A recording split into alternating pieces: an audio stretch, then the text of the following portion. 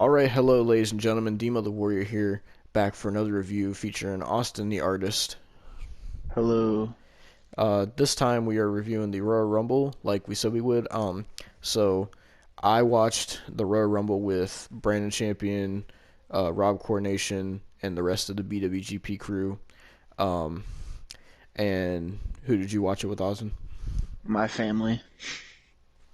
Alright, so, um, I would say just an overall review of the show before we get into it. Initial thoughts, I would say this was definitely the best pay-per-view I've seen this year. I mean, if you want to consider Hard to Kill a pay-per-view, I guess. But No, you do not. No, no, I mean, no. you have to Don't pay for it, consider. so I mean, I guess it technically The by idiots definition have to pay counts. for it. The imbeciles have to pay for it. But Okay. the I would say this was a very good show, very well done show. I didn't have a lot of criticisms with the show, so I think this review is going to be different from a lot of our other reviews because I think both of us, for the most part, liked just about everything about the show, except for a few little minor things that we'll get into. Yeah, there's a couple minor things that I didn't like. Well, first, I guess we should talk about the kickoff. hmm I didn't watch the pre-show because I don't give a fuck about the pre-show. I know I did. it was Charlotte It, and Asuka defending the tag team championships against Nia and Shayna. Now, I yeah, know Nia and so Shayna won the titles back. yeah, they won. Why, for one? For two, it was only because of Lacey Evans and Ric Flair, because of course it Yeah, was. I really don't care about freaking Charlotte's daddy issues, to be honest. no one cares about it. Nobody. So, I didn't really care for this match. I was actively looking at my phone. Um, I was already, I had already like watched the WWE Network like an hour before. I don't know, like, cause I was like excited. Like, I didn't wake up till like 1, and hmm then like I sat there and got my PS4 ready, got my video from yesterday uploaded, and sit there and watch WWE Chronicle and the Bump. So I didn't plan on it, but I did. hmm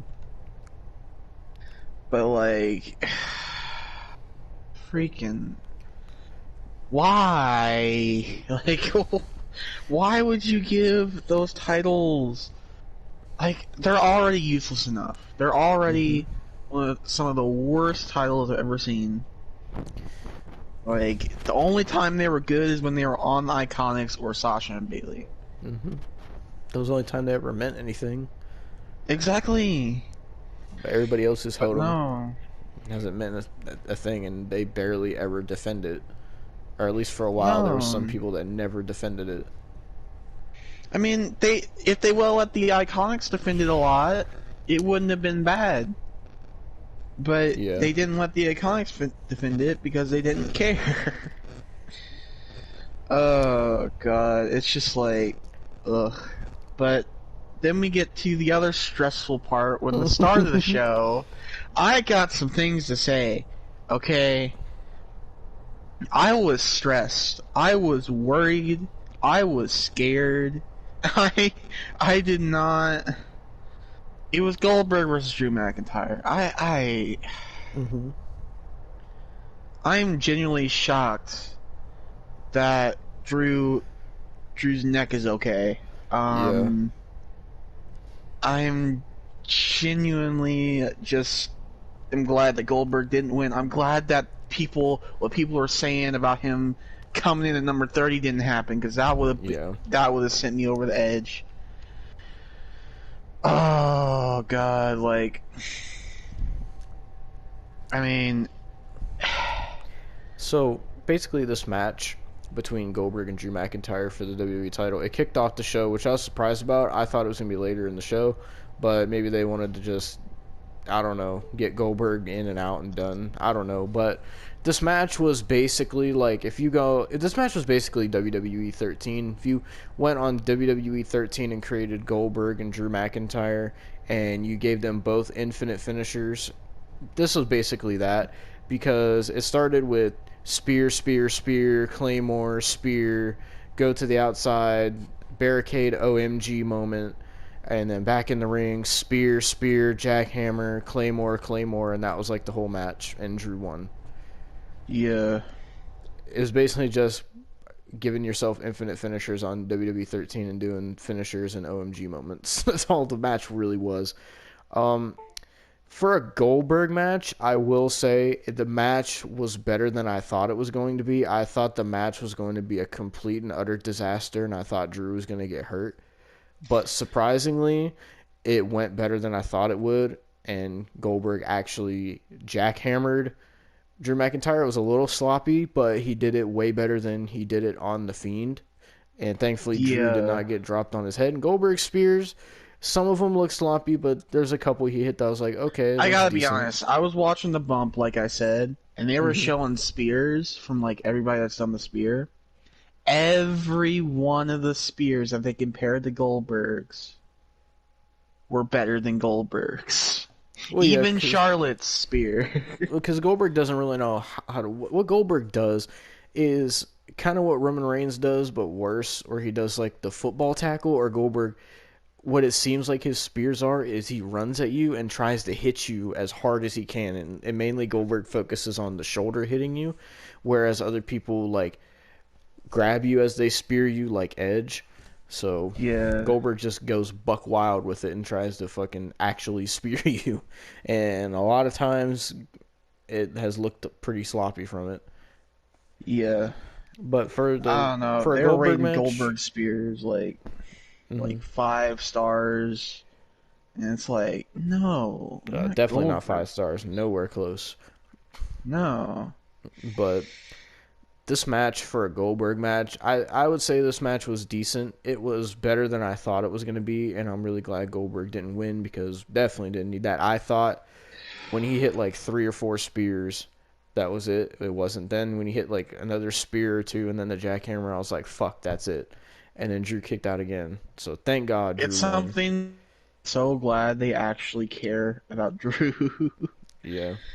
Like, even though he's been a boring champion, I can admit that he's been really freaking boring. I mean, he really has no it's not that he doesn't have challengers, but the people they put him with, it's like there's no... Drew hasn't had like a legitimate feud. Like his only a legitimate feud was Brock. Well, he had a feud with Brock, won the title, and then like his only legitimate feud was like Seth Rollins, and then he beat Seth Rollins, and then since then Drew just like faced this person.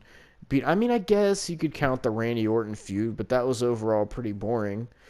And none of his I mean, his match against Keith Lee was great, but none of it now like Keith stands Lee out. And Liam got freaking COVID, so yeah, I heard about that. But it's just with Drew, it's like, and it's not his fault.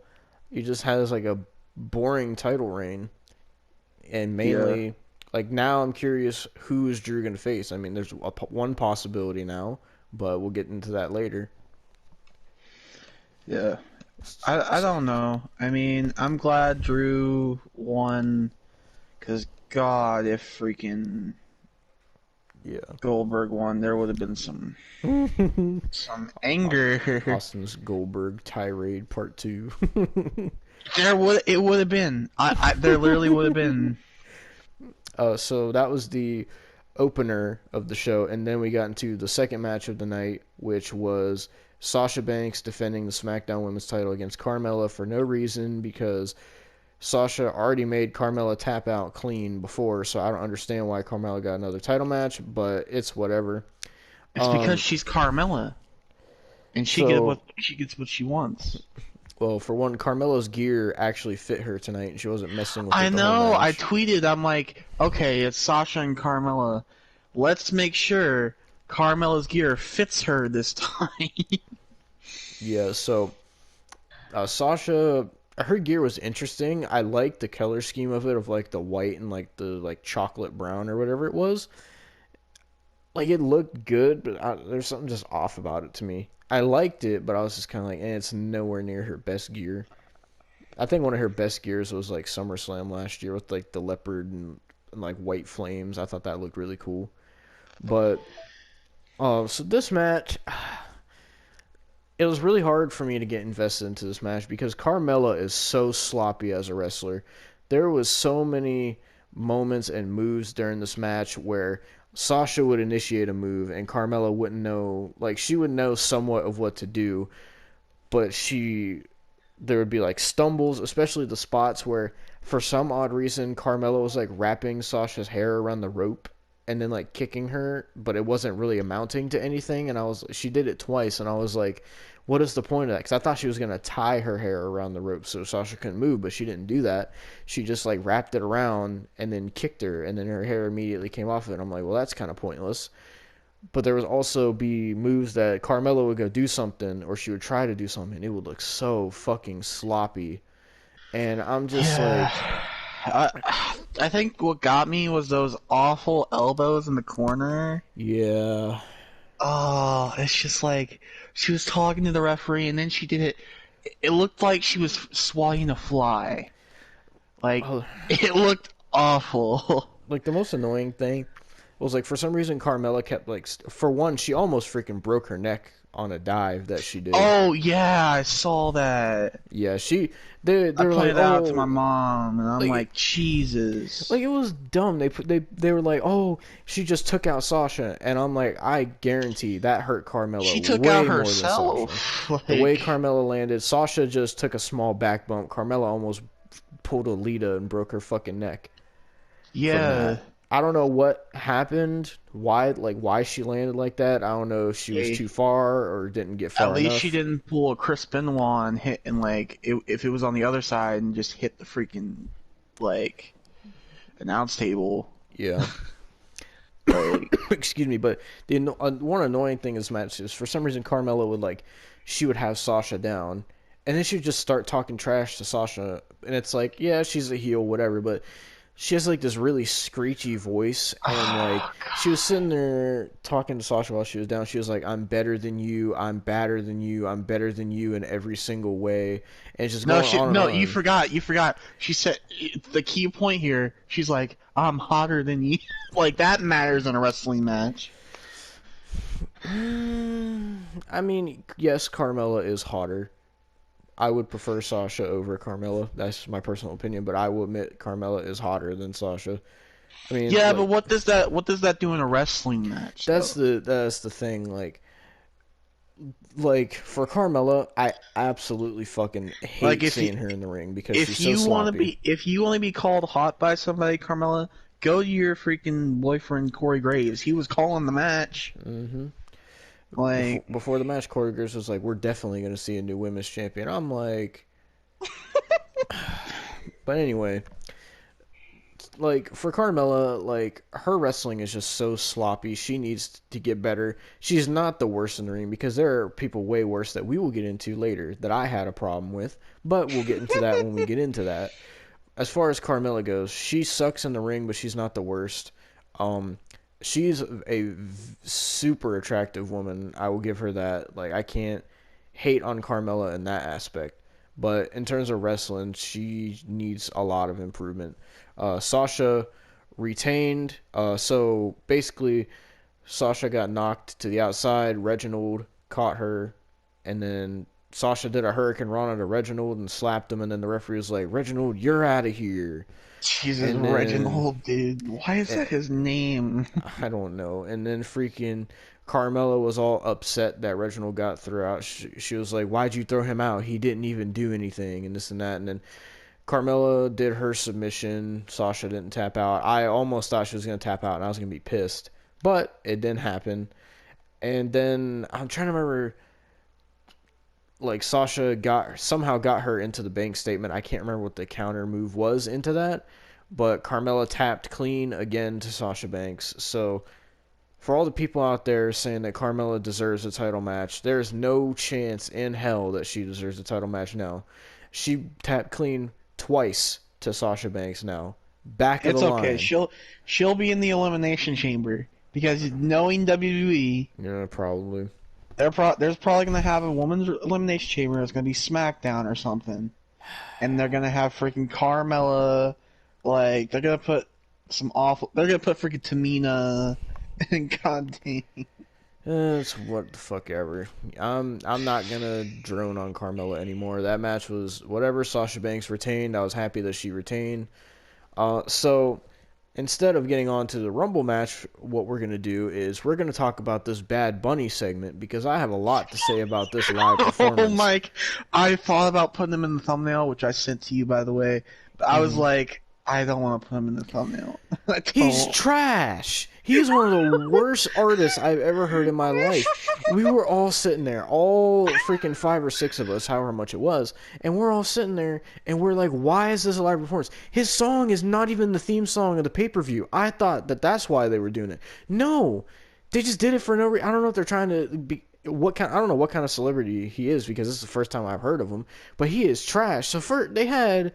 Apparently, he's made songs about Stone Cold and Booker T. I bet they fucking suck. But anyway, so they had Booker T standing out on stage in his G.I. Joe outfit for some odd reason. Booker T... Because he was G.I. Bro. He gave nothing to this segment. There was no point to have Booker T out there to look like a complete fucking fool. So this fucking goddamn Susie from Rugrats fucking hair looking dude was out there fucking singing this song. I couldn't understand anything of what he was saying. This dude literally ran out of breath during the song. He ran out of breath during the song. He literally stopped and was like, and then started going. I gotta be honest. My baby sister even had like a crappy face when he came on. It was terrible. This did not need to be on this show. This was the worst part of the show. This was worse than the Goldberg match. And that is saying something. I don't ever want to listen to... Oh, we forgot to talk about Goldberg and the Brock Lesnar shorts. Oh, yeah, that's true. But let me finish fucking tearing apart fucking Bad Bunny. Your music is fucking trash. I don't ever want to hear a single one of your songs again. I don't know how people listen to his music and think that's good. People were saying he's better than Snoop Dogg. Are you fucking out of your mind? This dude is out there with some fucking goddamn Dee Dee from Rugrats looking fucking hair. Looking like... God, why? Why? Why was this dude on the show? His song was not even the theme for the Rumble. That was a different artist. And they promoted it. I'm like, get to the Rumble. Nobody wants to see this fucking goddamn Spanish-speaking fucking Rugrats milk bottle drinking goddamn diaper wearing Reptar bar eating motherfucker. No one wants to see this dude. Get him out of here. He had all these lights and fireworks and a DJ setup, and I'm like, why? Oh, remember that DJ setup for later. Yeah, because there's also a backstage segment with this fucking corny fuck. And fucking The Miz and John Morrison. John Morrison, I feel so bad for John Morrison. What a shit career. Well, not career. What a shit return it has been for John Morrison. Like, oh god. So they knock on this fucking clown's door, and The Miz is trying to like unite with them, and then he's basically like, oh, I don't want nothing to do with you guys or whatever. And he's like, oh, you serious? You don't want nothing to do with Mr. Money in the Bank? And I guess The Miz dissed Booker T, and then Booker T was there. By the way, at Booker T's age and for not wrestling for a long time, Booker T is fucking jacked, might I say. Booker T is still jacked. Yeah. So John Morrison told The Miz to turn around, and John Morrison like left him there. He ran, and then Booker T was like, he did the whole "tell me you didn't just say that" thing, and it was just a stupid segment. And freaking, so Booker T and Bad Bunny go into Bad Bunny's, why I want to know why this fucking trash ass artist who's never had anything to do with wrestling before. Can I ask why he had his own personal locker room? Why?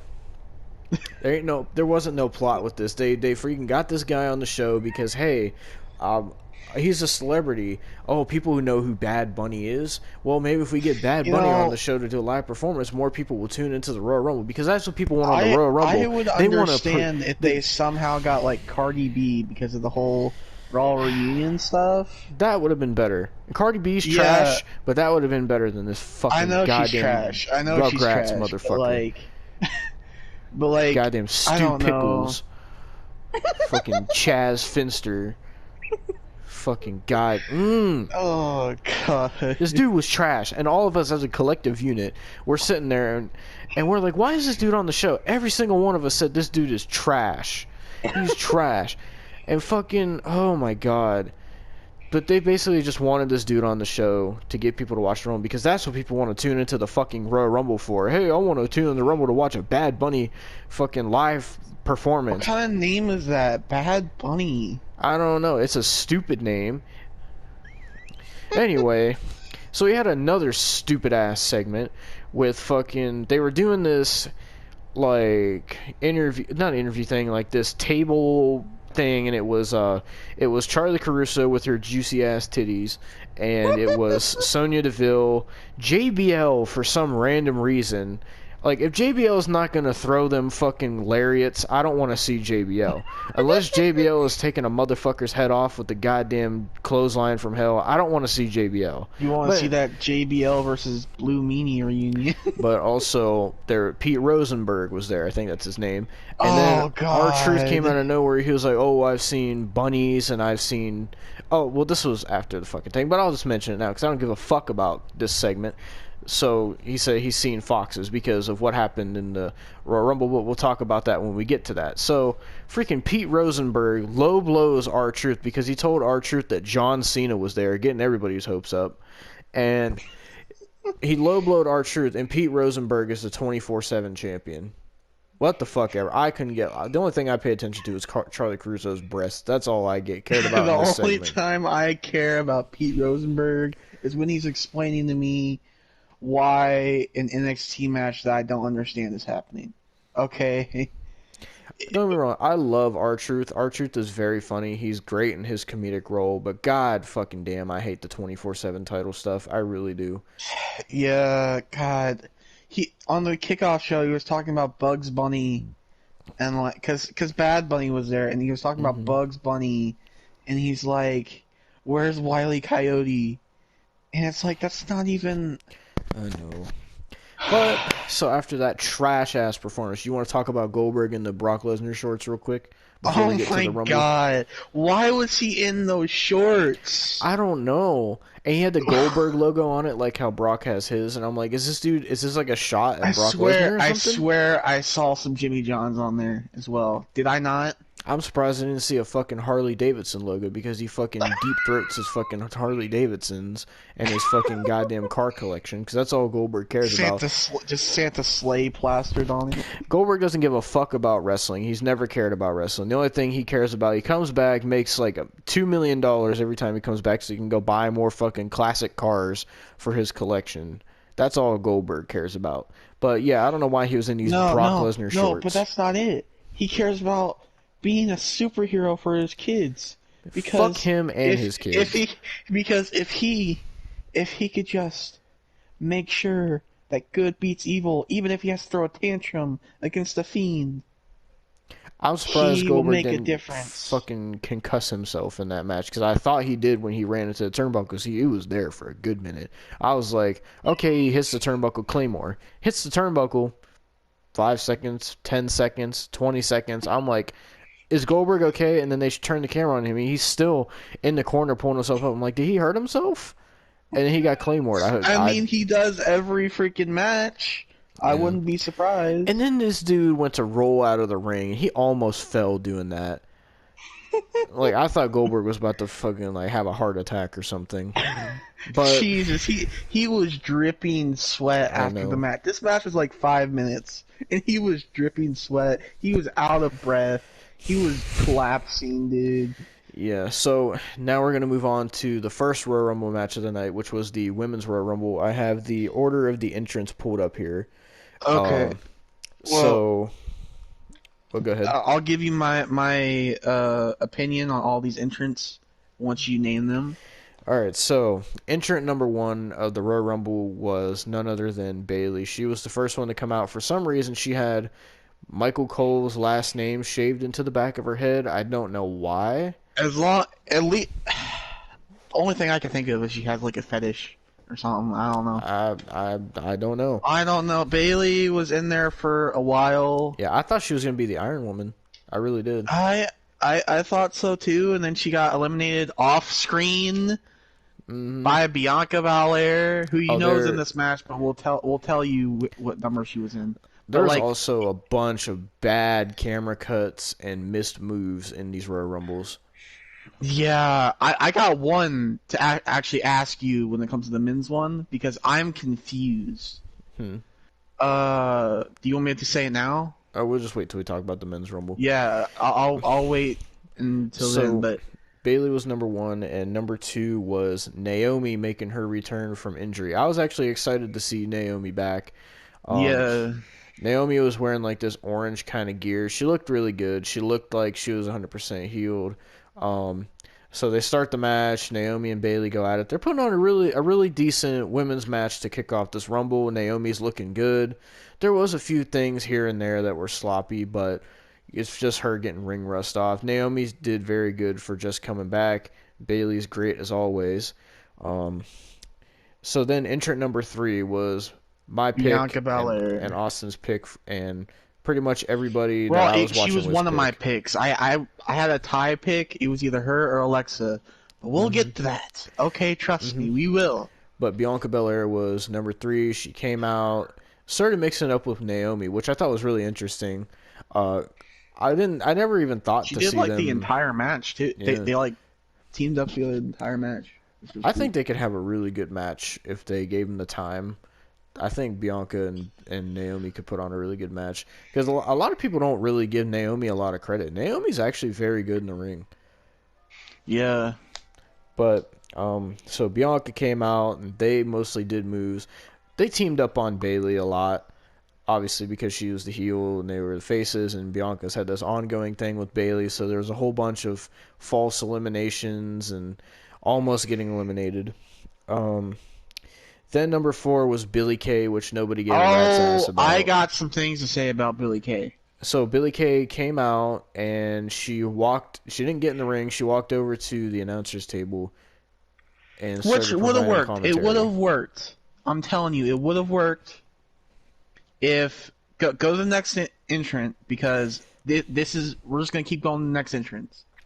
So entrant number 5 was Shotzi Blackheart, and Billie Kay came over there. Yeah. Billie Kay came over there and he was like, "Hey, look at my headshot. You know, look at this. You just got a sign here." And then she gets almost shot with the cannon. Yeah. I thought Shotzi was gonna run her over, but she shot her with the cannon, and I was like, "Oh, okay."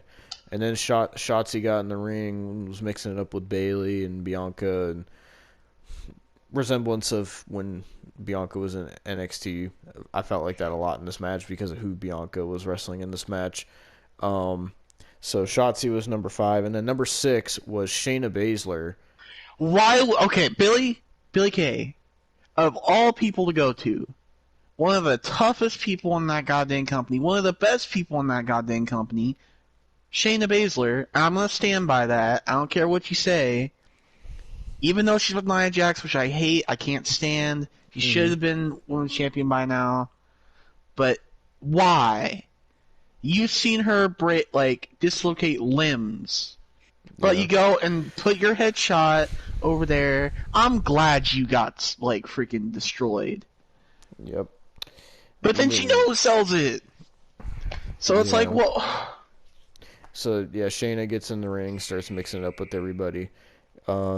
Then number 7 was Toni Storm, and I was like, okay. Toni Storm just scoffs at her, at Billie Kay. Toni Storm just looks at her and then just walks away, just pays her no mind. And then number 8 was Jillian Hall, which I saw the name Jillian. I'm like, who the fuck is this? And then they said Jillian Hall. I'm like, oh my god, I forgot she was even a wrestler. I heard the freaking ear, scraping nails on a chalkboard singing voice, and I knew exactly who it was. So keep in mind, I have never watched a single Jillian Hall match, so I didn't know if she was any good in the ring or not. So she came out, and Billie Kay starts talking to her, saying, hey, we should team up. And the best thing she could come up with is we could be Billy and Jilly. And then Jillian Hall was like, all right. And then she got all excited and they were saying Billy and Jilly. And then they got in the ring and they started double teaming people. And Jillian Hall hit a few moves and I was like, okay, all right. I mean, that's more than I was expecting her to do. But number 9 was Ruby Riott, and I was like, okay, I mean, I like Ruby Riott, but I can't give a fuck about Ruby Riott because they're never going to do anything with her. Ruby Riott and Liv Morgan and I guess Billie Kay now are the Riott Squad, but they're teasing stuff in this match, and we'll get to that. But I don't freaking know, dude. Why is Billie Kay even trying to be in the Riott Squad? She doesn't fit in. I don't know. She is so lost without Peyton Royce. Like she is. And they did something in this match. We'll get to that. But number 10 was the first surprise of the night. I was shocked. I said, okay. I was actually excited. Number 10, Victoria. I was like, holy shit. She could still go. Yeah. She still wrestles to this day, and she can still go. The last time I saw her before this was when she was Tara in Impact. And I remember last year she said she retired. So I was like, oh, well, she's probably never going to come back. Then I see all I heard was, I ain't the lady to mess with. I said, what the fuck? And then she came out and I was like, all right. Because I'm thinking it's going to be the same people like Trish, Lita, or something like that. But Victoria came out and I was like, okay, all right. That's something I was not expecting. I know that song because it was the only song that really got a rap artist, like a popular rap artist at the time, to actually that was when they were starting to just get rights, their own songs and stuff. Man, I wish that was one of the last few songs they got. I really wish that Victoria would have came out to her old theme, like the one she used in 2003, 2004. It was like the all the things you said running through my head. I thought that was her best theme. Yeah, that's when she was the Nicki Minaj one. That was when she was the crazy ass Victoria. I wish she would have had that instead of the stupid. She was kind of a mix of both dancing Victoria and crazy Victoria. Yeah, it was weird. She was trying to do dance moves, and then she was caressing her hair. Yeah. Either way, she could still go. Yeah, she was going with a lot of these women. I was like, okay, Victoria's still got it. She did the Widowmaker at one point. And I was like, all right, Victoria. I don't remember how the eliminations went, so I'm not going to say who all got eliminated because I honestly cannot remember. So number 11. I guess my men's Royal Rumble question won't be answered then. Well, if you know who got eliminated, that's different. I can't think of it off the top of my head. It's a certain elimination that I didn't even see, and I'm confused on. So I was going to ask you. So number 11 is one of Austin's favorites, Peyton Royce, who is all purple now. Why? Why did you have to do that to your hair? So I guess Peyton Royce is a heel from how she was acting.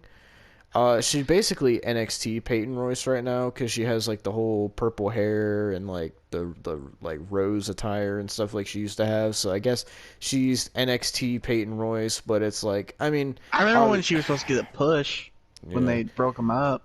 I mean, obviously it's that didn't happen. Obviously she's way better than Billie Kay, and the reason they broke them up is because they wanted to push Peyton, but that didn't happen. So I don't know what the fuck they're gonna do with her now because they had her in a team with Lacey Evans, but now they're putting Lacey Evans against Charlotte, and they're focusing on that. So Peyton Royce is just going to be left on the back burner.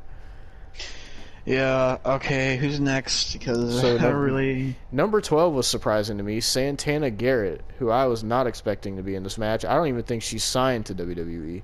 I gotta be honest, I did not know who that was.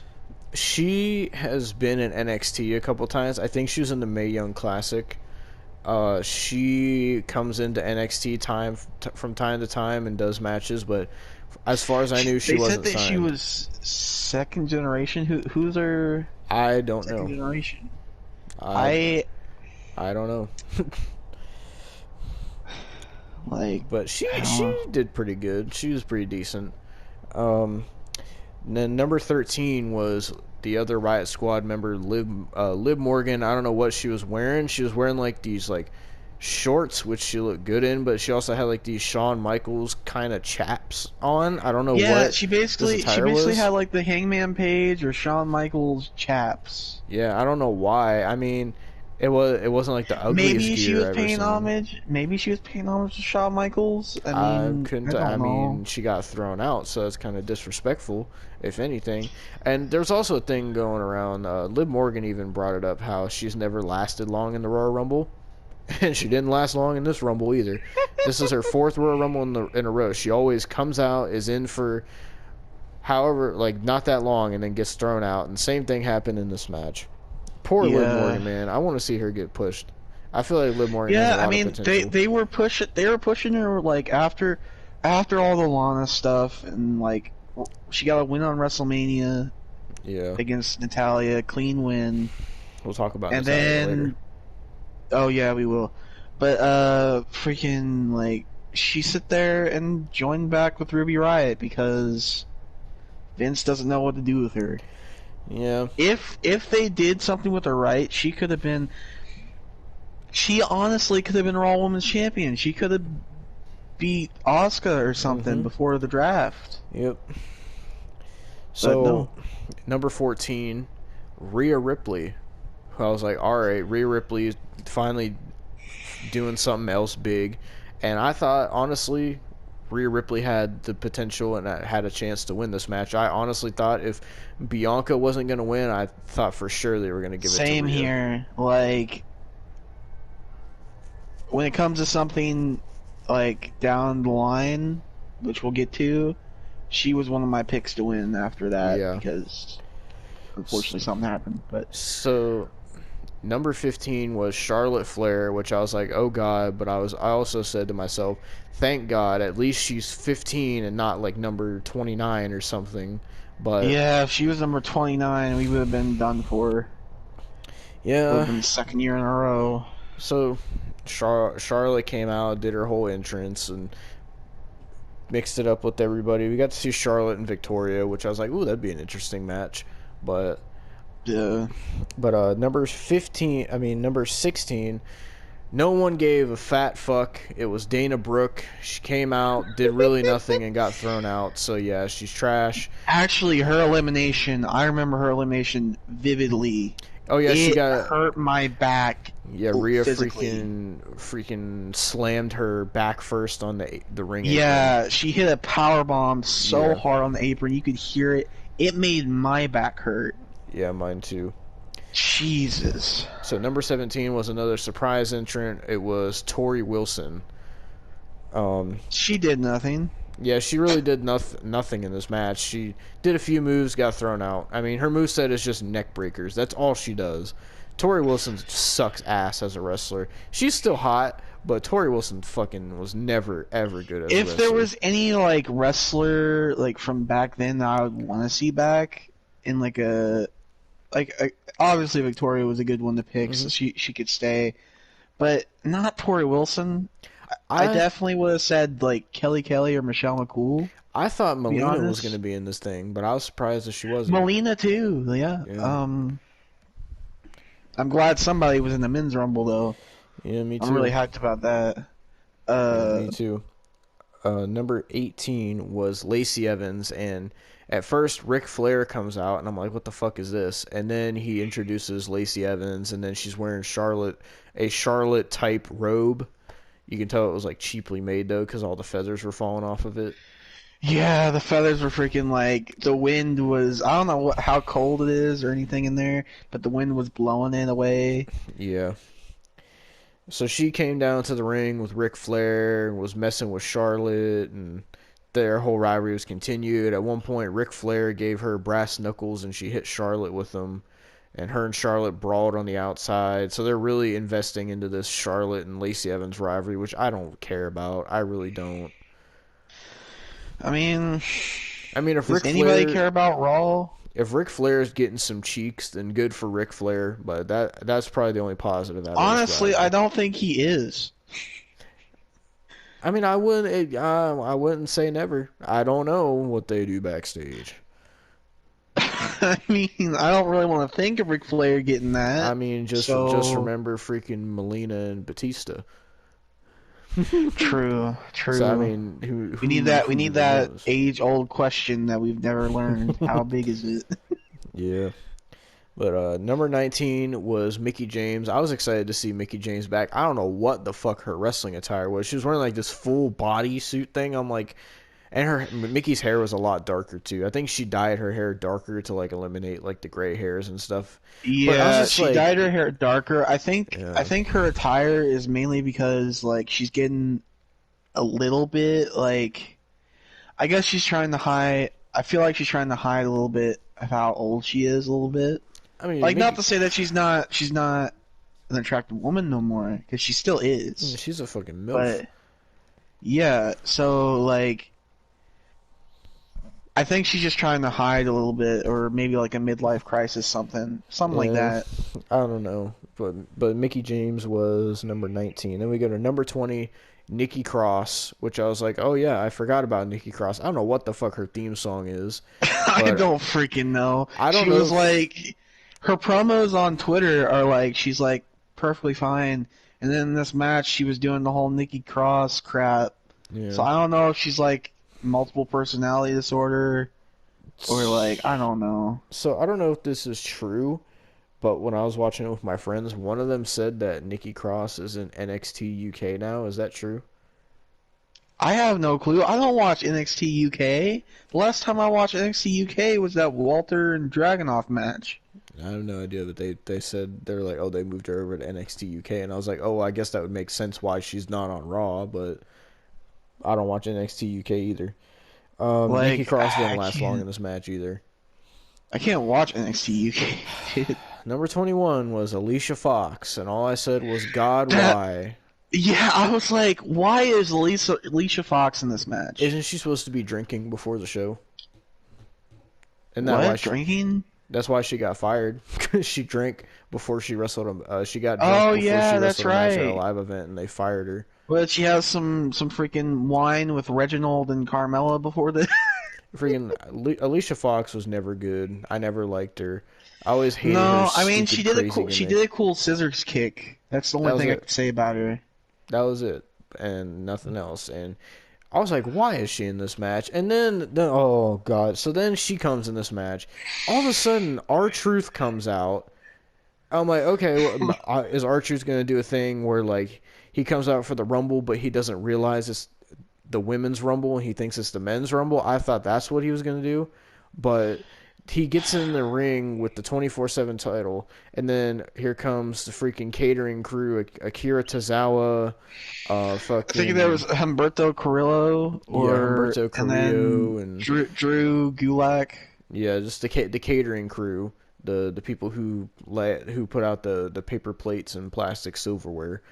Um, they all like try to get in the ring, and then for some reason R-Truth and Alicia Fox team up against them, and then Alicia Fox rolls up R-Truth, and Alicia Fox becomes 24/7 champion, and then Alicia Fox gets eliminated, and then R-Truth pins her to win back the 24/7 championship until he lost it to Pete Rosenberg later on after the match. But yeah, so random 24/7 title stuff in this match, random Alicia Fox, and none of that should have been in this match. It completely No, took away from the Rumble. It kind of took me out of it a little bit. So then but we got quickly back into it. Like yeah. Entrant number 22 was Mandy Rose, and I was like, okay, good spot for Mandy Rose. Maybe she could showcase some stuff. Mandy really did nothing in this match. no, she got eliminated by freaking Rhea Ripley, which another good elimination. She got oh god, I can't even. I think she landed on her neck on the apron. Yeah, she eliminated both of the blonde bimbos. Yeah, Rhea Ripley was doing work in this goddamn hmm match. So number 23 was Dakota Kai, and I was surprised to see Dakota Kai. She was in the Rumble last year too, I think. Dakota really, this Yeah. kind of upset me. Dakota really did nothing in this match and got eliminated. Yeah, she sat there, fought with Rhea Ripley. Didn't she get eliminated by Rhea Ripley too? I think I don't remember.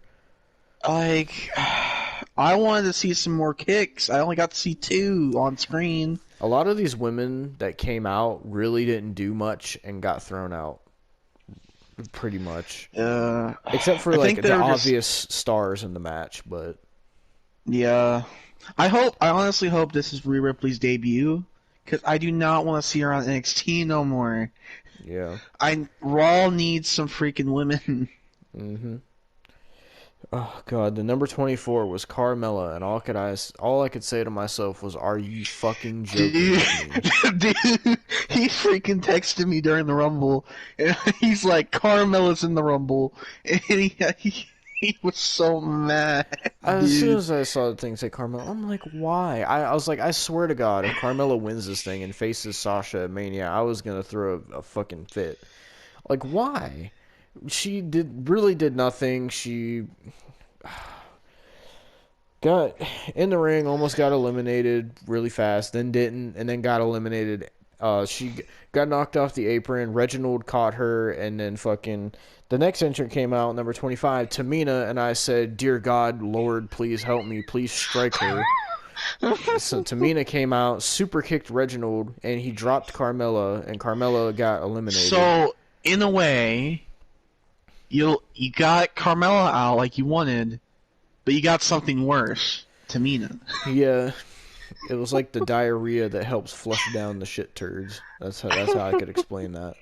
But yeah, so number 25 was Tamina. Tamina is still out of shape. She's still terrible in the ring. And then they did this thing where she was face to face with Rhea Ripley. They're like, oh, the big girls are going at it. I'm like, Tamina would, if this was a one-on-one match with Rhea Ripley, Tamina would get her ass fucking kicked by Rhea Ripley. Yeah. Tamina is so god dang terrible and out of shape. She can barely even throw a super kick without looking like she's gonna throw her hip out. Isn't she like 40 something? Like she's know. definitely older than my mom. My mom's like God. 38. Oh, but she. Oh god, it only gets worse from here. Oh no. Is it who I think it is? Because entrant number 26, making her return, Oh, Lana. no. Man, I was so. This is when I got taken out of it, really. Yeah, I sat there, I are see bad, Lana, and I'm besides like, God dang it. Of all people, I'm sitting there angry. Yeah, so Lana comes out, and then number 27 was Alexa Bliss, and I was like, all right, a good spot for Alexa. No, And I need to talk about this. You take a Austin's seat for a forte. second, okay? Nah. Austin, take the stage. For one, The Fiend wasn't on this show. Spoilers, which ticked me off.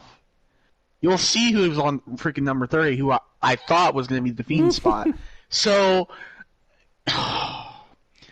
freaking Alexa Bliss gets in there, like she's doing good, and then she gets who kicks her or what? Who takes her down for a minute? Everybody started, like, they all teamed up on her and started whooping her ass. Yeah, Everybody that's freaking teamed right. up on her. And then the freaking stuff starts happening. All the boards start going out. Yep. And she's getting up. She's looking at the screen. Who freaking took her out? Because I swear to God, Rhea Ripley. I love you, Rhea Ripley. Like your stuff. Love your wrestling style. Why? Yeah, she just threw her right out. And I was like, well, that was anticlimactic. Like, why? I thought we were gonna see like the debut of like a new Alexa character or something, like a Exactly. Alexa. But nope. We've been getting that character for like the past 2 weeks now, and the main events have been with Alexa Bliss in it. The whole point of Raw has been Alexa Bliss in the main event. Yep. And she Legit. just got thrown out. And then she just gets thrown out like she's nothing. Why? She could have at least lasted to the final 4. Well, I wouldn't have been mad. speaking of the final 4, let's get to the final 3 entrants. Number 28 was Ember Moon, which I was surprised about. I was like, okay, I wasn't expecting to see Ember Moon. Ember Moon. Well, she's is in great. NXT now. Yeah, Ember Moon is great. I didn't think Ember Moon would be coming in, let alone 28 of all spots. And Ember Moon came out. She hit Shayna Baszler with an Eclipse, but Shayna Baszler did not sell it right, and it looked sloppy because of Shayna Baszler. It wasn't Ember Moon's fault.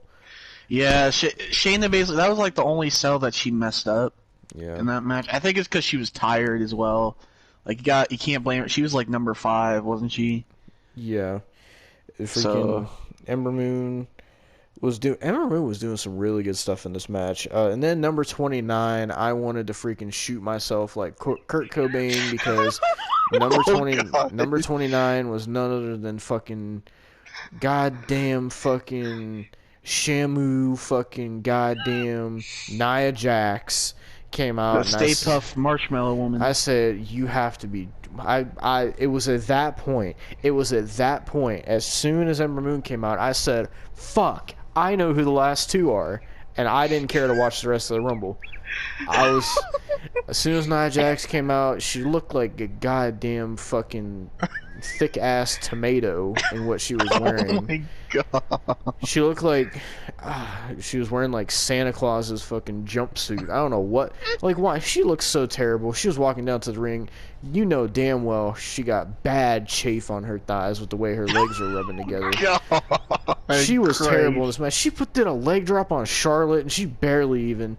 Like, Nia did the worst leg drop I ever saw. So, she gets in the ring and starts teaming with Shayna Baszler. All of a sudden, she starts teaming with Tamina for no reason. But then She's they like, immediately turn on Tamina. We're family. Yeah. They're not even blood related. That's the thing. Mm-hmm. Like, Nia's only married into the family.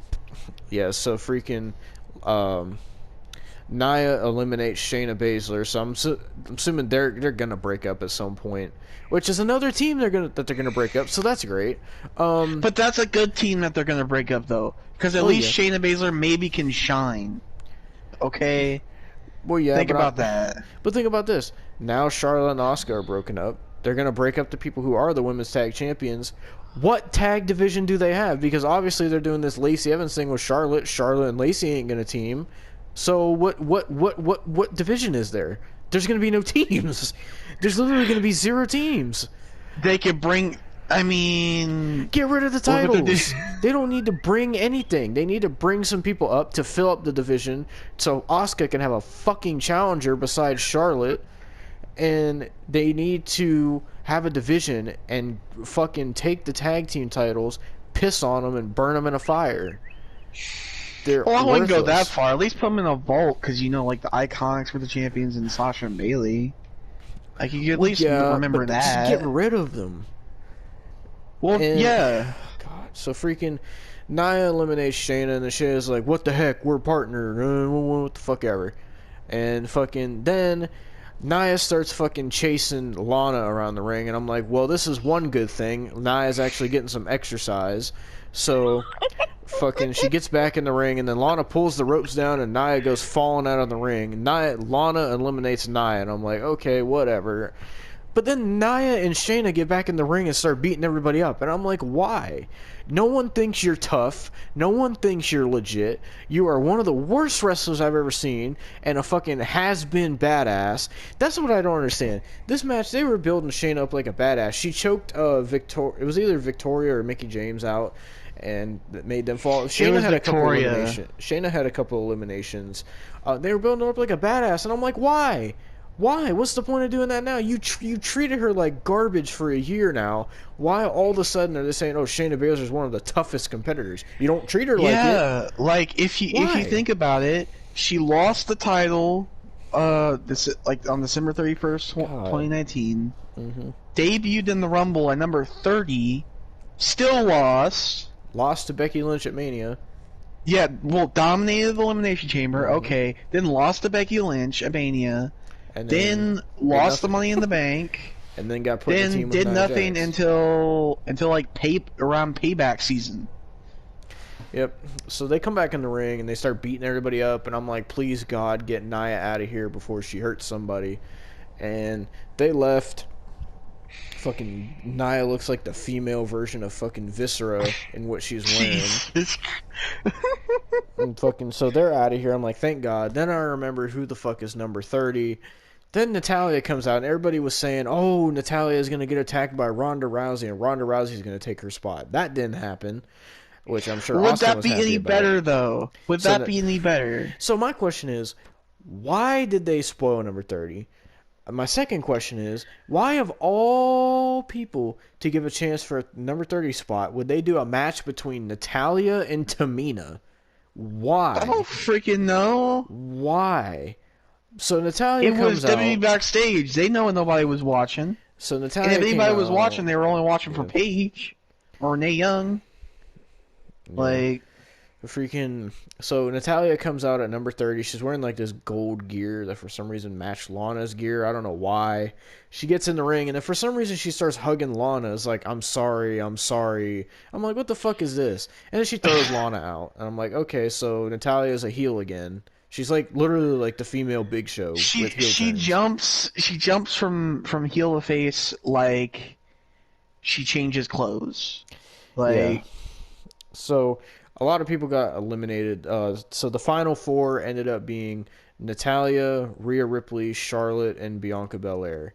So the first one to go was Natalia, obviously. Then it was down to Rhea Ripley, Charlotte, and Bianca Belair, and I'm like, all right. And Bianca Belair and Rhea Ripley did the smart thing. They teamed up on Charlotte and got Charlotte out. And I got up and I wanted to praise God himself that Charlotte got eliminated. dude, I didn't care who won after that.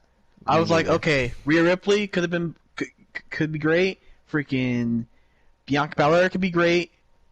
I didn't care. Whoever won, it would have been a great Rumble. So after that, it was down to Bianca Belair and Rhea Ripley as the final two, and they started doing like some Shawn Michaels Undertaker type stuff where like in the 2007 Rumble when Taker and Shawn were the last two, they started putting on a really good match. And Bianca and Rhea Ripley were kind of doing something similar to that. Not as good as that, but something similar. It gave me, I was like, oh, that kind of, it reminds me of this. And they almost eliminated each other several times. It was getting really, really good. I didn't know who was going to win.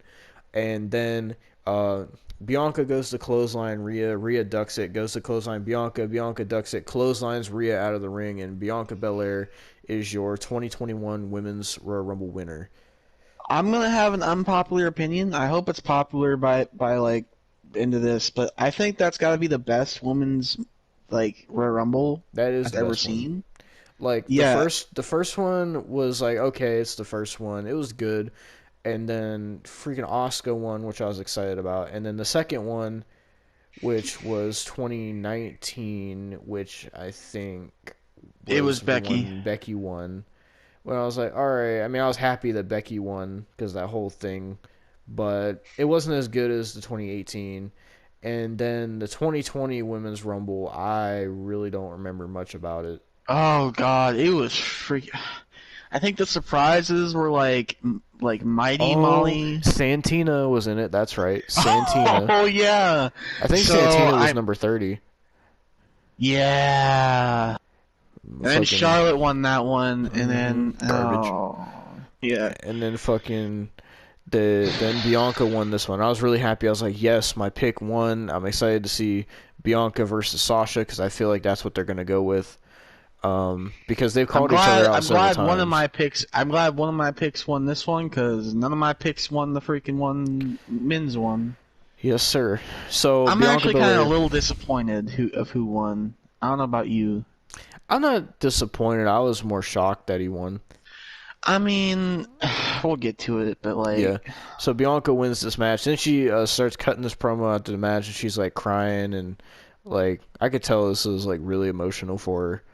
And like they also posted a video on their Instagram. She was like crying, hugging Montez Ford, and I was like, fuck. Like, I was really happy for Bianca and that she won. I have a feeling she's gonna face Sasha at WrestleMania. We might have to stop this real quick because you're gonna have to edit it. Like, all right, part 2. So, Bianca wins the 2021 Women's Royal Rumble match. Then after that, we have that whole backstage segment, which we already talked about, and then we have Roman Reigns versus Kevin Owens for the Universal Championship in a last man standing match. I've got to be honest. This match was long. Yeah, I honestly, when it comes to last man standings, they make me want to fall asleep. So this match started around 9 o'clock my time, and this match finished at almost 10 o'clock. Like, it was getting pretty close to 10 o'clock when this match ended. Yeah. Oh, my God. I mean, it was brutal, and there was a lot of, like, crazy spots, but it was just too long. I mean, the spots were cool, but, like, I can't sit there and watch that for that long. I know. Like, we've already seen 2 Kevin and Roman matches, Hmm. so like I was Yeah, already checked out. Kevin Like shouldn't be getting any more matches after this. halfway through, I was like, I'm ready for the men's rumble. Just get it freaking over with. Yeah, that's how I felt too. The big spots to note is Kevin Owens got thrown off the where the people screens are through a couple tables, and he pretty much no sold it and got back up. And then Yeah, another big spot was he pop up powerbomb Roman onto an announce table that was in this weird performance center ring setup backstage. I don't know it's not why. performance. It's What is like it? it's in the Tropicana set, like I was or confused when they Tropicana had a field. whole ring and everything set up there. Yeah, it's like a practice thing because they're at the Tropicana field, so they have to Mm. have something But to yeah, fill up that space. they used a lot of weapons in this match.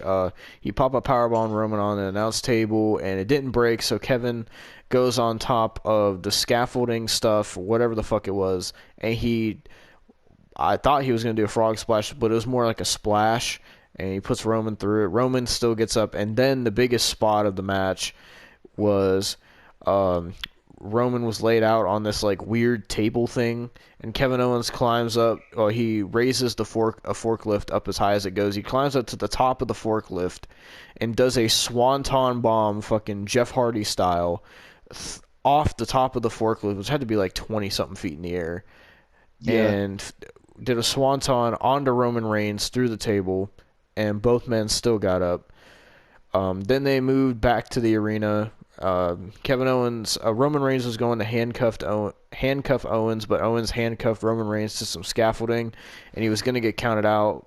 But Roman Reigns, being smart, they actually both did smart stuff. Kevin almost got counted out because Roman speared him through the LED Tron as well, and then Kevin almost got counted out, but he rolled off the stage and landed on his feet, which was smart. And then Roman got handcuffed to the scaffolding. He almost got counted out, but he grabbed the referee and slammed the referee into the Tron, knocking him out. So Roman helped himself. And then Paul Heyman came in and tried to get the handcuffs off Roman, and for whatever reason, Paul Heyman could not get these handcuffs off Roman Reigns. I don't know if the key wasn't working. I don't know what it was. He was there for a solid like 2 minutes trying to get these handcuffs off of Roman Reigns. Yeah.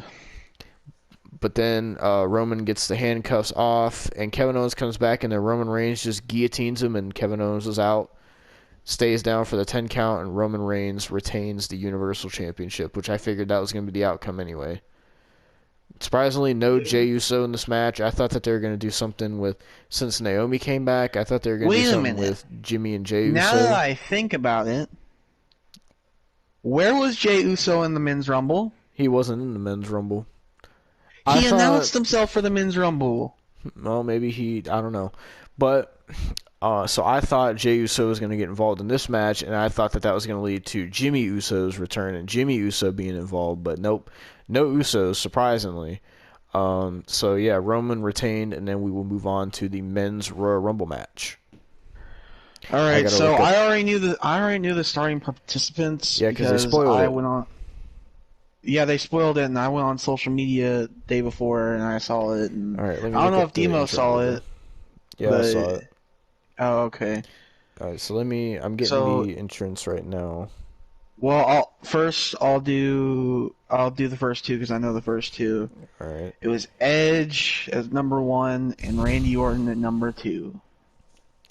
Yep, and it started off, and then Randy Orton and Edge just like started having for most of not most of the time, but like most of the beginning of this match, like Randy Orton and Edge were just having a fucking Extreme Rules match, pretty much on the outside. Yeah.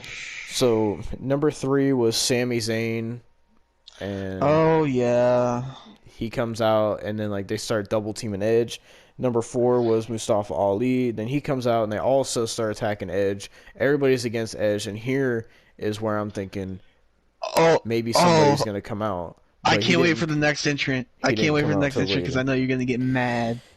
So number 5 was Jeff Hardy, The and first man eliminated in that match. Mhm. So Jeff Hardy comes out, hits a jawbreaker on Randy, and gets fucking eliminated because Jeff Hardy's just fucking trash now. I can't, like, it hurts me to say that, but like I knew Jeff wasn't going to do shit in this Rumble. When he came out at number 5, I said, okay, he's really not going to do shit in this Rumble.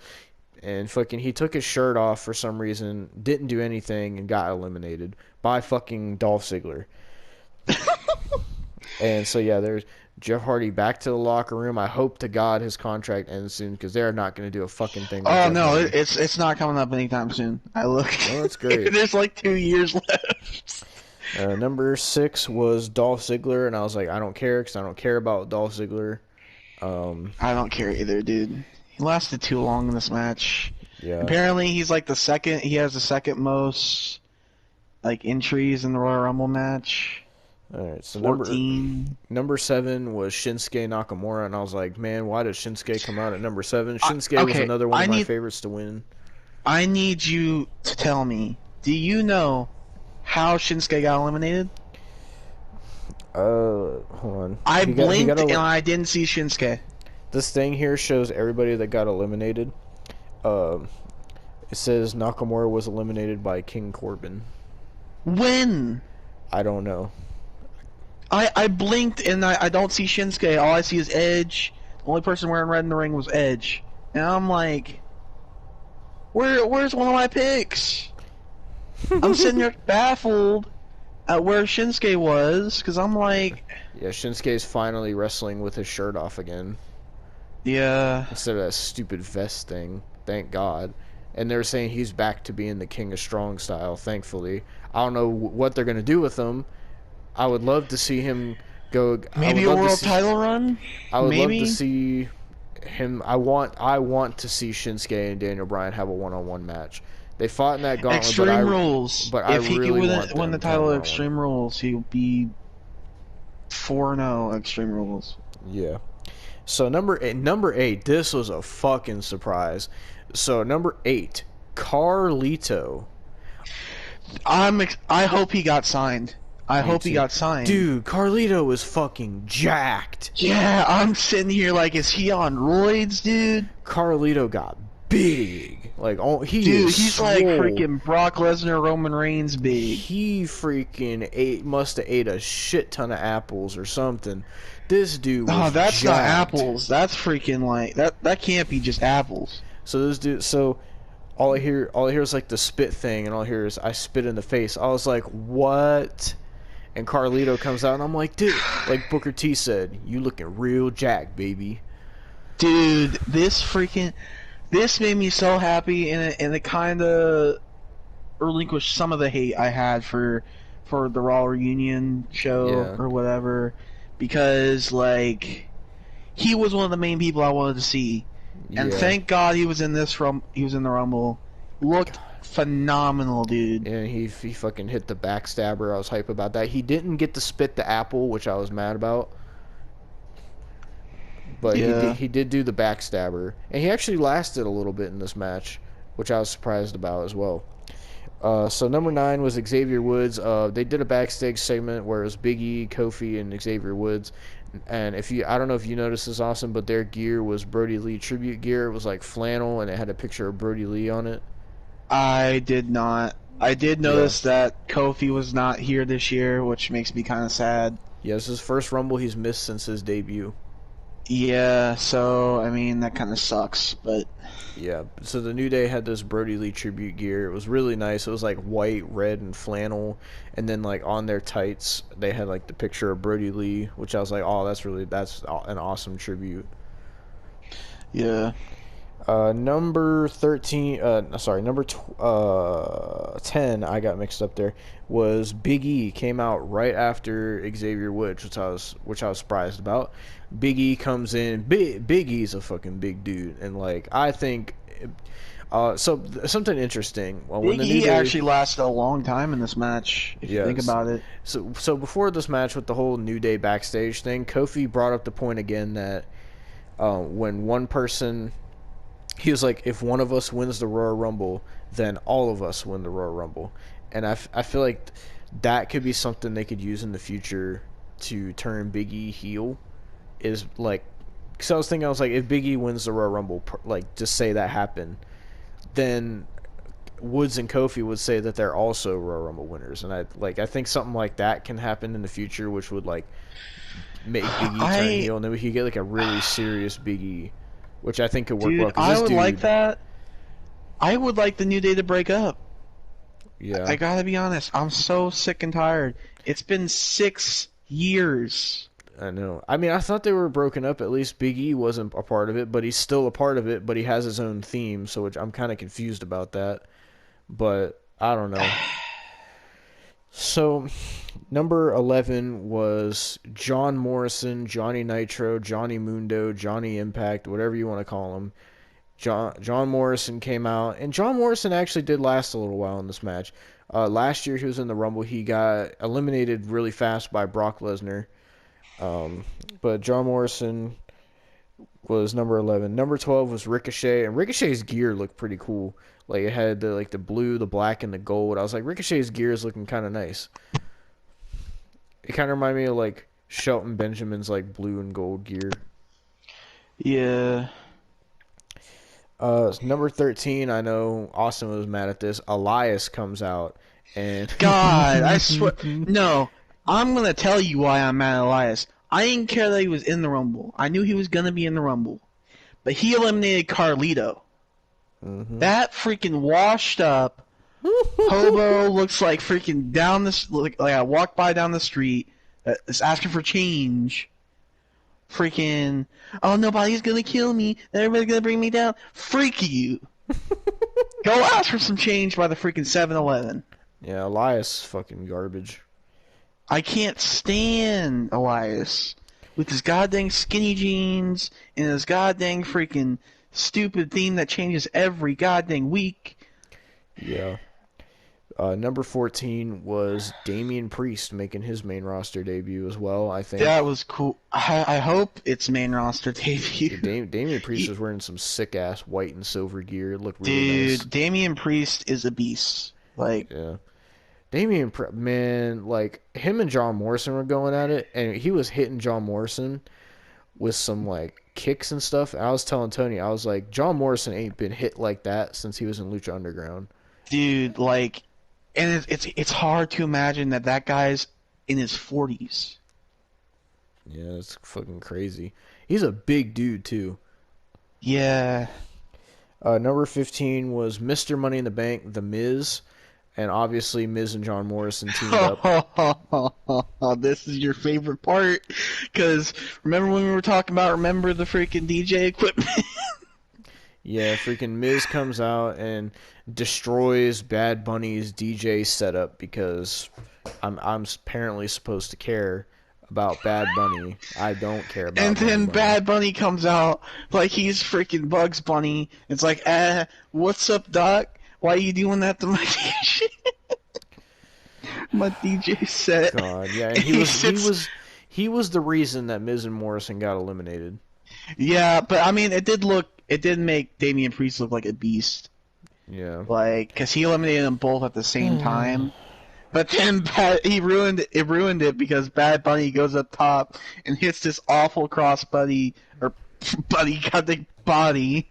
Yeah, we were saying he was trying to be Snoop Dogg with that. And he freaking hurt. It looked like he hurt himself because he's holding his goddamn ribs. Like, yeah, he can't even do a cross body right. But like he goes out, and then who comes out next? Number 16 was Riddle. Yeah, I didn't care. I don't understand why. He was in like the final 5, and I was like, I don't care.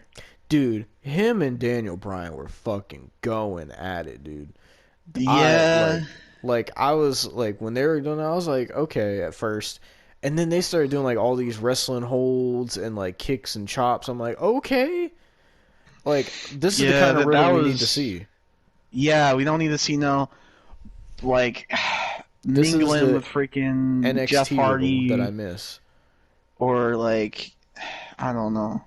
Because when Riddle was in NXT, Riddle would be like tearing it up with people. And he was tearing it up with Daniel Bryan. And that goes to show you how good Daniel Bryan still is. Yeah, it's sad this is going to be his final run. I know. Like, Speaking of Daniel Bryan, he came out next at number 17. All right, yeah. So Daniel Bryan Oh, was my main pick to win. mine too. Uh, didn't happen.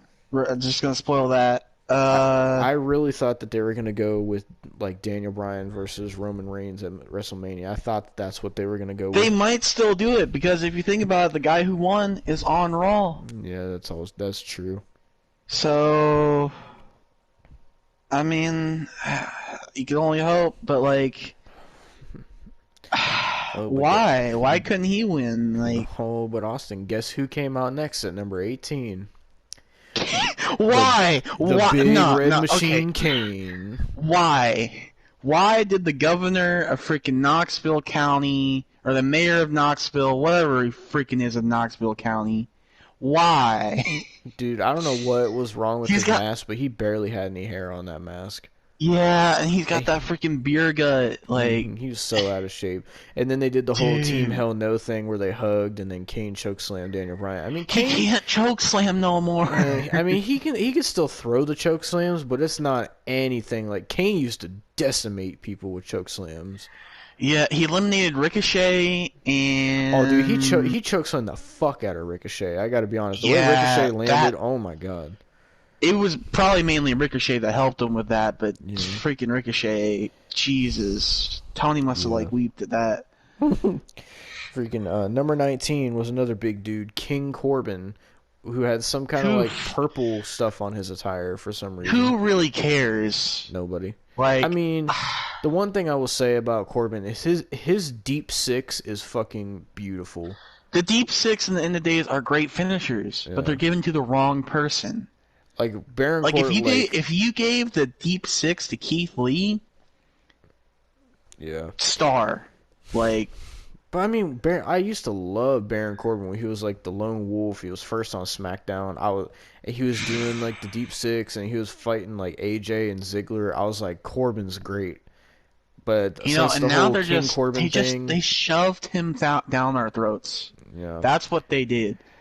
like It's like the whole Roman Reigns thing. They shoved him down our throats until we can finally actually like him because he's a heel now.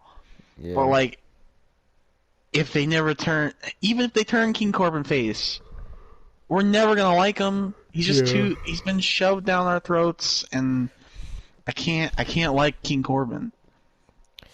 Number 20, no one cares about this dude anymore. Number 20 was Otis. My, how Otis has fallen off. God, dude, Otis was in there Wearing some for Chad Gable gear. a whopping minute and a half. Mm-hmm. Jesus, like, He did the caterpillar and then got thrown out by, I think it was King Corbin. yeah, it was Corbin. It was Corbin.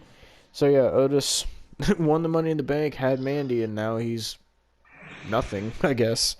Yeah, Mandy's one half of the Blonde Bimbos, and Otis is now a part of Chad Gable's academy. Where was Chad Gable? Why couldn't Chad Gable be in the match, man? I don't know, but I'll tell you who was in the match. Number 21, Dominic Mysterio. Oh, he was in there for a cup of tea, and then he left. Eliminated King Corbin. Well, yeah, but then wasn't the guy who was next? Wasn't he the guy that eliminated him? Mm-hmm. Because up next was number 22, the freaking Teenage Mutant Ninja Turtle himself, Bobby Lashley, comes out. Freaking, he threw. I swear, I thought he was like King Kong or God dang Godzilla, because he threw Dominic, dude. Dominic got some air. I know. Freaking, I wanted Dominic to stay in for a little bit because I wanted to see Dominic mix it up with like Daniel Bryan and Riddle and Edge, who was still in there, and I wanted to see him I wanted to see how Dominic would do with other people because I think that could be really interesting. To be fair, though, we're gonna get that Dominic Mysterio is gonna be a meme now. Just him flying in the air, dude. Somebody, I don't know, whoever's watching this, make some type of meme with Dominic Mysterio flying in the air. But yeah, Bobby Lashley eliminated a few people, I think. Yeah, he eliminated Dominic Mysterio and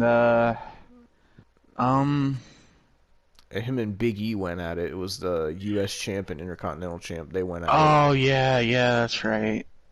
I Yeah, mean, they like, went at it. It was pretty cool. I don't really care about Bobby Lashley, but I mean, when it gets to it where he's like, he had momentum. Bobby Lashley was like, he was feeling it. Like, I do think they could really do something with Bobby Lashley. I feel like he has the potential to do something great. I just think they don't know what to do with Bobby Lashley. Yeah, I mean, if they would have given him the title, it would have worked. Yeah. But I mean, if they would have gave him if Brock. you think about it, the only person that they had in the Hurt Business on this show was Bobby Lashley. Yeah, I didn't see no true. MVP, no Cedric Alexander, or freaking Shelton Benjamin. Or as Jim Cornette says, Jade Cargill. Oh god. But number 23 was the Hurricane for some reason. Why? He got thrown out in seconds, dude. He came in and he tried to double choke slam Bobby Lashley and Big E. That is legit the spot that he did in the 2001 Rumble with Stone Cold and Triple H. Yeah. So then Hurricane gets thrown out and I'm like, well, that was a waste. But Austin, number 25 was the most hype moment of the night because number 24. Number 24 was the most hype moment of the night for me. Making his return, the biggest surprise of the night, Christian. I gotta be honest, I was like, eh. Dude, like, okay. I fucking love Christian. At that point, I love Christian, and, like, I love his work and everything, but, like, I was wanting the Fiend. I was wanting the Fiend to, like, jump in there, and it didn't happen, and I'm just like... Austin really has a Fiend fetish, if you can't tell. No! I just like the Fiend, and I want him to come back because I'm excited to see what his WrestleMania match is going to be. But definitely... And I'm excited to see what him and Alexa Bliss are going to do next. But it's going to be a bit more. Definitely Christian was the surprise of the night. I never thought Christian was going to wrestle again, but Christian comes out. Christian looks the same as he did in like 2011. Like Christian has a good physique. Christian looked like he hasn't missed a beat. Christian is still. He really somehow good. Lasted until the Final Four. That is true. Yeah. And we also got an Edge and Christian reunion, which was pretty cool. Yeah. So then number 25 was AJ Styles with Omos. Which he had a pretty good run in this match until the number 30 spot. Yeah, Omos was helping AJ stay in the match, and he was also helping eliminate people. Yeah, I think it was a person that's coming out next, and he eliminated Big E. And number 26, Rey Mysterio. Yeah, he eliminated Rey Mysterio. Rey didn't do a whole lot. I mean, at this point, you had like some good people in there. You had Christian, you had Edge, you had Bryan, you had Riddle, Styles. You had Styles. You had a really good field in the ring. Then number 27 was Sheamus. Oh, you also had well, he's coming out next. So number 27 was Sheamus, and then number 28 was Cesaro. So they had a little bit of a bar moment, but then Cesaro immediately hit the Cesaro swing on Sheamus. Is Cesaro still a heel? Or I guess. I mean, he's not with Sheamus, and I'm guessing he's not with Nakamura anymore. I don't know. Because Nakamura is 100% face now. Yeah. So I don't know. I was like, at this point, I was thinking, Cesaro's 28. I'm like, how crazy would that be if Cesaro won this? I would flip if Cesaro would have won it, but nope, Cesaro's still not being utilized to how he should be. Then number 29, which was a surprise, Seth Rollins returns. I didn't care. He came out. His gear looks sweet. He came out, did whatever. I mean, I'm not a huge Seth Rollins fan, but his gear looked really cool. This whole Messiah gimmick, like the Monday Night Messiah or the Friday Night Messiah or whatever, like, it's soured Seth Rollins for me. And he was already getting soured for me because they were shoving them down my throat. So... I believe this was the first time we've seen Seth since Survivor Series, I think. That is correct. But yeah, his gear looked really sweet. I can't lie about that. But what he did was he sat on the outside and waited for the right moment. Then he came in and would like curb stomp people. Yeah. Then the worst moment of this match, number 30, Braun Strowman. Why? Why couldn't it have been the Fiend? I don't care about Braun. I don't want Braun. Why is Braun in the company anymore? I was telling my friends Nobody that, likes him. I was telling my friends that Braun Strowman, like the way he looks now, looks like a generic like WWE 2K15 My Career Created character. Am I the only one that hates Braun Strowman? I know you do. I hate Braun But Strowman. does any of your friends do? Yeah, they all hated him. Why? Why is he in the freaking Rumble? Not Like, even I that. know Why he was was on he number 30? Smackdown. He didn't. Man, he looks like God, so Baron freaking Blade. so he eliminated AJ Styles, I think, right? Yeah, he eliminated AJ Styles. He eliminated most of the good freaking talent in that match. So the final four came down to Seth Rollins. Oh wait, no, you gotta wait because it's final five. Because we forgot. Randy Orton was taken out of the match early. He wasn't eliminated.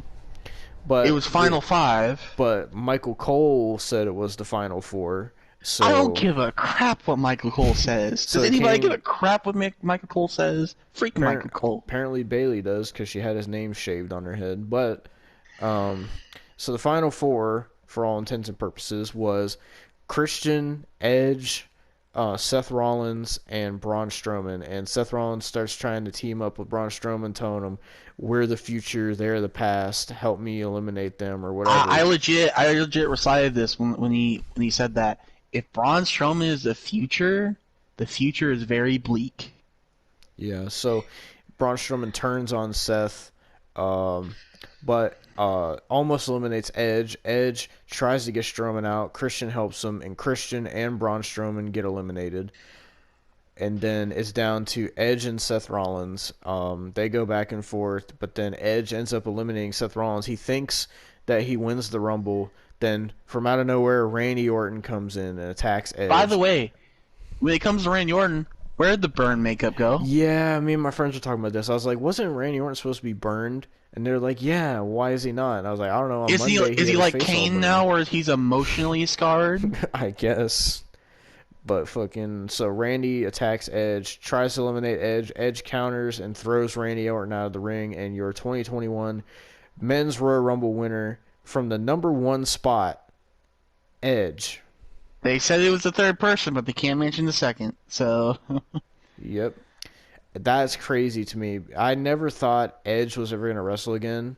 And he came back. But I never thought Edge would come in a Royal Rumble at number 1 at his age and win the whole thing. I never thought that would happen. I mean, it's shocking and it's kind of cool, but like... Austin said it wasn't the Fiend, so I don't care. No. I was actually like... Even if the Fiend came back, I know he wasn't going to win it. Like, it would have been like Daniel Bryan or something. Mm-hmm. Like, I would have wanted either Daniel Bryan or Shinsuke. Because, like... Edge wins the Rumble.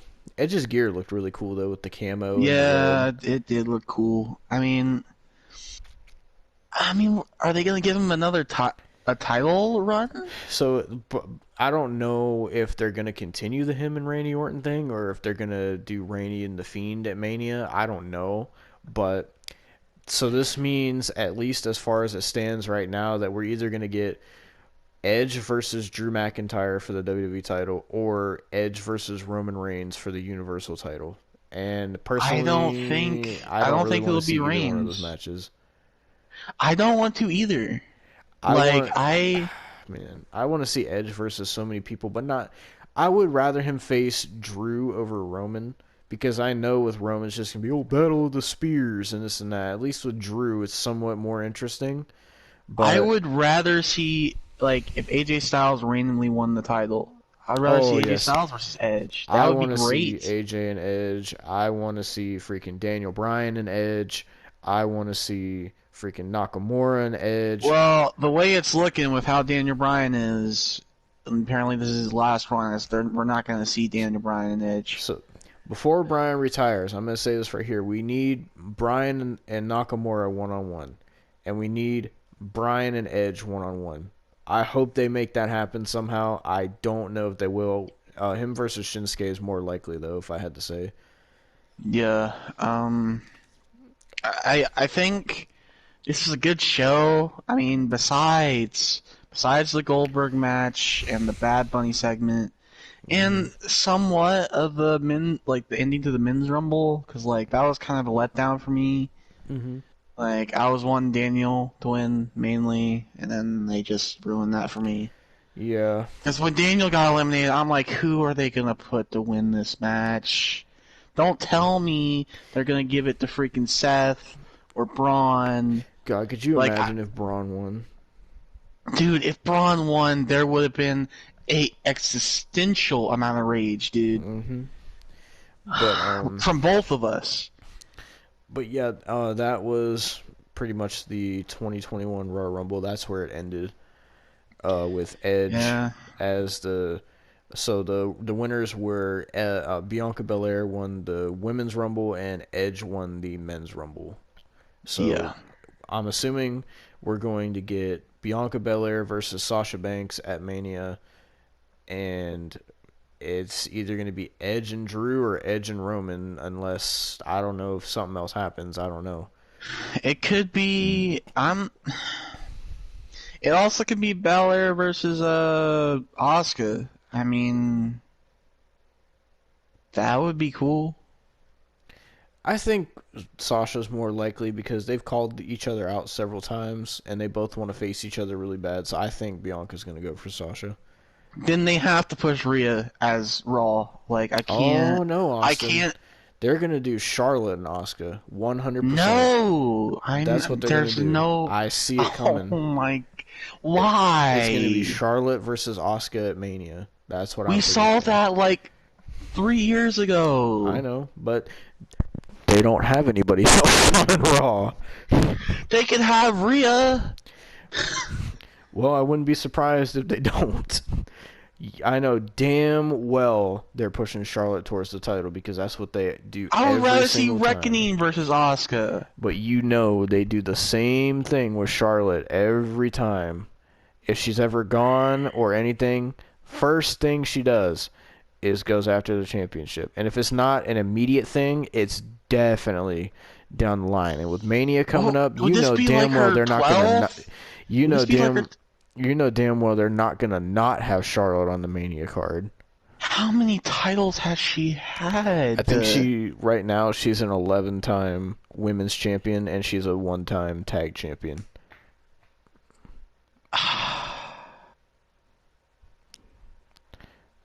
They want her to break her father's title record.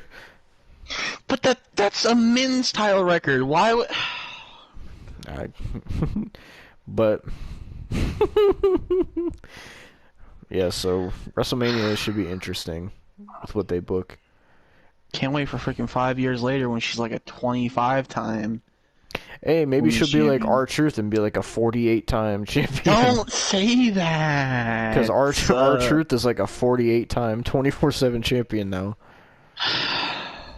I'll just give up on freaking any Charlotte match. That's when I'll just give up at that point. Like, I don't mind seeing Charlotte in the ring, but they have to stop putting her in the title picture, and they have to stop putting her over everybody else. Because while they're doing that... Trish, they put her over everybody. Rhea... Because they put her over everybody, they're not building up the rest of the division. And that's the problem they have on Raw. No one cares about the division. They have a division, just they don't care about anybody in it. It's one of the worst divisions, dude. They don't build up anybody in their division. What was the rankings of our division, of the women's divisions? I'm pretty sure. Wasn't it SmackDown? It was NXT, SmackDown. It was NXT, SmackDown, I think, then AEW, Impact, Raw, I think. Oh, was it Impact Raw? Okay. I think so. Yeah, that's right, because they had Taya for a bit, and now they don't. Why couldn't Taya debut in the Women's Rumble? I don't know. Maybe she'll stay on Impact. Maybe she'll be like Jay Lethal and never freaking leave her company that she's in. No. Hoo-hoo.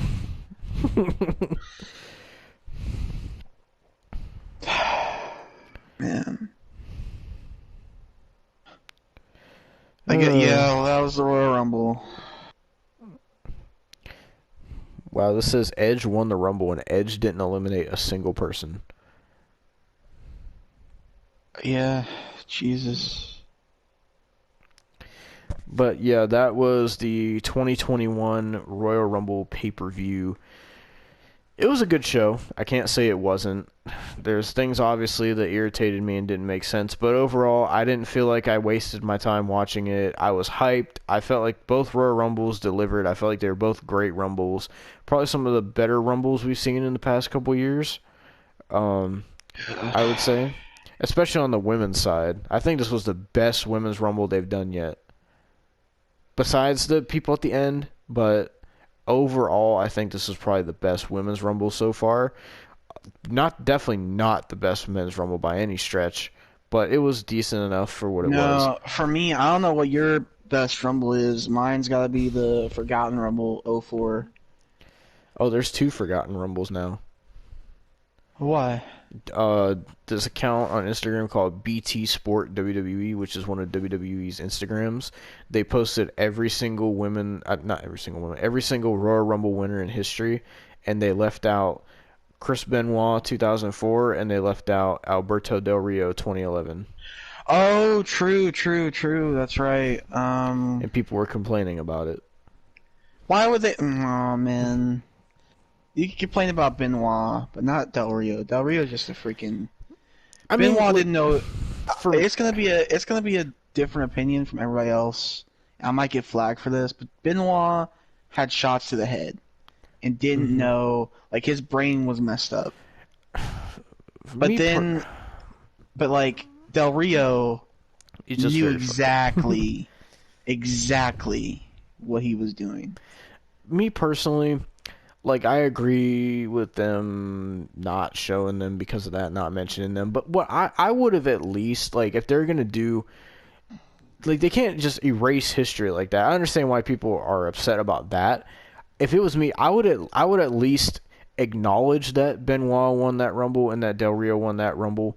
I mean, you don't have to mention them otherwise, but I would at least acknowledge it and not just pretend like it never happened. You can't just pretend like their 2004 and 2011 doesn't exist. Like, I would have at least mentioned it. At the very least, I would have said 2004 Chris Benoit, 2011 Del Rio, and just left it at that, at least. But it's whatever. I understand why that they're not mentioning him, because Chris Benoit. Yeah. I'm not gonna call Chris Benoit a piece of shit, because he's not. He's honestly not. He had. It was a mix. I watched the Dark Side of the Ring thing, and it was a mix of, like, I don't know, Chris Nowinski, I think, was the guy that worked on him, because he was the guy that was like the college kid or preppy guy in WWE, and he had problems with this. But basically, he got so many shots to the head that it messed up his brain, and that's why. From what I remember, Del Rio didn't have any shots to the head. He knew exactly what he was doing. From what I remember about Benoit, it was like that whole thing you were talking about, and then on top of that, his, like, crippling depression of, like, losing Eddie Guerrero. Losing Eddie was a big thing for him. Like, basically, the way I looked at it is, like, when Eddie died, Chris Benoit died. Basically, yeah. Not physically, but inside. And like, that all just mixed in his head, and that caused what happened. Yeah. Because I listened to, like, if you know who Chris Van Vliet is, he does, like, interviews. He did didn't he do one with David Benoit? Yeah, I watched that, and, like, David Benoit, like, went into detail of, like, the kind of person Chris Benoit was, and this and that, and he doesn't deny, like, he's not sitting there saying that his dad didn't do that. He is just saying, like Chris is not this horrible person. Like, just because he did that, he's basically saying, like, yeah, he did that, but his dad wasn't the horrible person that everybody says he is just because he did that, and they don't know like what his mental state was and all that during that time because of all his head trauma and Eddie Guerrero and everything like that. And he basically went into detail about that. And I mean, David Benoit was kind of setting himself up for failure because he said that he's training to become a wrestler and he wants to wrestle. And I heard about it. he said he's gonna do his moveset's gonna be all Chris Benoit's moves. He's gonna wear Chris Benoit's old ring gear and he's gonna try to get Chris Benoit's WWE theme song. That's not like me personally. I'm like, oh, that'd be dope to see, but that's not gonna go over Yeah, well. even Jim Cornette was like, "Are you effing stupid?" Like, I understand him like admiring his dad and all that, and wanting to like pay homage to his dad because he feels like because of what happened, like he feels like his dad doesn't get like recognized fairly for I mean, that's how I kind of feel about Chris Rose. Benoit. Because, like, I still look up to him, not for what he did, but in the wrestling business, what he did. Yeah. You know? I mean, I can watch a Chris Benoit match and, like, completely not even, like, I can watch it and not even think about what he did. Just because that's how like, great of a wrestler he was. And I hate people on Twitter, like, people, like, recently, people were like, I don't know who freaking tweeted it, but, like, what was the best Royal Rumble match ever? And people were saying, like, Kurt versus Benoit, Kurt versus Benoit. It's such an old joke, and I want it to stop because it's so annoying at this point. Yeah. Like, people are going like, Crispin, who? Get over it. It's not funny no more. It's honestly stupid. That Chris Benoit thing is... That Chris Benoit thing is like 14 years ago now. Yeah, it's like, why dread on it? And why keep making jokes? I'm sure David Benoit is so sick and tired of hearing about it. Yeah. Imagine what that stuff does to him. I could definitely imagine. Like, it probably... I watched The Dark Side of the Ring thing, and he was crying talking about it. Like, he said that people treat him badly just because of what his dad did, which isn't fair exactly. at all. It's just because his sickening. name is Benoit, they treat him like that and stuff. Which this could be a topic for another day where we just discuss something, but like I guess we should end the review now. The main point being is I thought that they should have at least, and I'm sure David Benoit feels the same way. I thought that at the very least they should at least acknowledge that he won the Royal Rumble that year instead of going 2003, 2005, because that just looks weird to me. But yeah. Overall, this was a good show. What would you rate it out of 10? I'm gonna go probably 7. I was gonna go 7 because the Bad Bunny segment, somewhat disappointing end for me, and the freaking Goldberg stress kind of put. I was legit stressed. You could ask my family. I was stressed, dude. I was on the edge of my seat. I was freaking terrified. What did your family think of the Rumble? I mean, my mom doesn't really watch wrestling. She kind of thinks it's boring sometimes, except for like the Rumble matches or something like that. But like, when it comes to my sister, she has her own thoughts. Like, she thinks Lana is good, so she's gonna get talking to. Nah, I'm not. I'm gonna let her have her own opinion, but like, and my baby sister, she loves watching wrestling with me. She gets actually like pumped up for it. So, you know. Good. My stepdad wasn't feeling that good today, so he didn't really watch it, but, you know, it's fine. Like, as long as he's feeling better, it's all good with me, so. Yeah. But, yeah, I mean, my family's kind of neutral on it, mainly. Yeah. Overall, I think it was a really good show. I hope that Elimination Chamber will be good. I have worries for Fastlane. I don't know why they're doing Fastlane. Well, don't forget, we gotta get through Beach Brawl and NXT TakeOver before Chamber. Well, Austin, as a matter of fact, Wednesday we're not watching Beach Brawl. We're actually watching AEW Beach Break. What the freak ever, man. I don't give a crap. Shut up. Watching AEW Beach Break, and then Austin wants to watch Takeover Valentine Day. I don't think it has a name. I don't know why they don't call it It's just Takeover. NXT Takeover. I don't know why they don't just call it NXT. Same. Well, Takeover. NXT Takeover Day St. Massacre. Valentine's Day Massacre. Yeah. Yeah. You would think. I mean, they're using Great American Bash and Halloween They Havoc. use NXT Why not? Takeover in your house. That too. Like, I mean, they got the Bash of the Beach name. That's why apparently that's why AEW is using Beach Break. They got apparently. I would rather than They use Beach switched- Brawl. That sounds better. They switched Bash at the Beach over from Cody from the Rhodes name. So they got the Rhodes name, but they gave away Bash at the Beach. Basically. It feels weird to call him Cody Rhodes again, honestly, because I got used to calling him Cody. Yeah, apparently it was Tony Khan's idea because apparently Cody didn't want to freaking use the Rhodes name anymore. It just seemed weird with them saying Brandy Rhodes, Dustin Rhodes, and Cody. Yeah. I mean, I think they got away with it a little bit because they just say Cody, Brandy Rhodes, or Cody and Dustin Rhodes. Yeah. You know. But yeah, our next review is going to be on AEW Beach Break on Wednesday. I don't work Wednesdays, so I can watch. I'm looking forward to seeing Thunder Rosa. I don't know what else is on that show. I know it's Thunder Rosa and Britt Freaking, Baker. they got this awful main event. It's going to be the Good Brothers and Kenny Omega versus freaking Jon Moxley, Rey Fenix, and Pac. Oh, God. Where's Pentagon? Yeah. Pentagon is apparently injured. Oh. Remember when he got attacked? Apparently that was to write him off TV. Oh. Well, yeah, so that's what we're doing next. AEW Beach Break Wednesday, and then on February 14th, Sunday, we are going to do TakeOver, whatever they call it. We'll just say TakeOver Valentine's Day. Yeah. But, yeah, until then, we will see you all next time. Peace.